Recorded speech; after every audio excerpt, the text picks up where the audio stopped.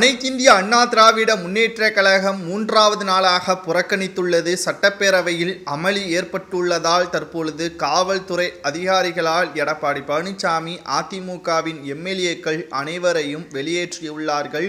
கிட்டத்தட்ட கள்ளக்குறிச்சியில் கள்ளச்சாராயம் குடித்து பலி எண்ணிக்கை 54ஆக உயர்ந்துள்ள நிலையில் தற்பொழுது வரை முதல்வர் ஸ்டாலின் அவர்கள் நிவாரணம் மட்டும்தான் கொடுத்திருக்கிறாரே தவிர அதற்கான தீர்வு என்ன, கள்ளச்சாராயம் குடித்தவர்களது உயிருக்கு என்ன பதில் சொல்வார் என்ற அனைவரும் தற்பொழுது கேள்விகளை எழுப்பக்கூடிய நிலையில் மக்களின் வரிப்பணத்தை வாரி வழங்கிவிட்டால் மக்கள் சமாதானமாகி விடுவார்களா? இது கள்ளச்சாராயத்தை ஒழிப்பது போல் தெரியவில்லை, கள்ளச்சாராயத்தை ஊக்குவிப்பது போல்தான் தெரிகிறது என்றும் சட்டப்பேரவையில் பேசியுள்ளார். சபாநாயகர் அப்பாவு அவர்கள் பேசும் பொழுது கூச்சலிட்ட அதிமுகவின் எம்எல்ஏக்கள் ஆர்பி உதயகுமார் இவர்கள் பேசும் பொழுது சலசலப்பு ஏற்பட்டது. குறிப்பாக எடப்பாடி பழனிசாமியை திராவிட முன்னேற்ற கழகத்தின் எம்எல்ஏக்கள் அடித்த பொழுது மிகப்பெரிய அளவில் பூகம்பமாகவே வெடித்துள்ளது. அதாவது இருவரும் மோதல்களில் ஈடுபடும் பொழுது எடப்பாடி பழனிசாமியின் மீது கை வைத்துள்ளார் திமுகவின் எம்எல்ஏ. இதனால் ஆட்சி நிச்சயமாக மாறும், ஒரு நாள் அல்ல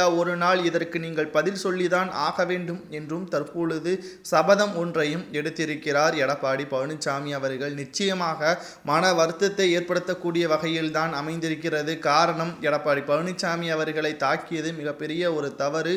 கள்ளக்குறிச்சியில் கள்ளச்சாராயம் குடித்து 10 லட்சம் ரூபாய் நிதி உதவி அளித்தால் மட்டும் போதாது, கள்ளச்சாராயத்தை பயன்படுத்தியதும் சரி, அதை விற்றதும் சரி திமுகவை சார்ந்தவர்கள் தான் என்றும் தற்பொழுது வெளிச்சத்திற்கு வந்த பிறகு இதுவரை எதற்காக கள்ளக்குறிச்சிக்கு ஸ்டாலின் செல்லவில்லை, அவருக்காக நாங்களே பாஸ்போர்ட் கொடுக்கிறோம் என்று கூட எடப்பாடி பழனிசாமி அவர்கள் சட்டப்பேரவையில் கூறிவிட்டார்.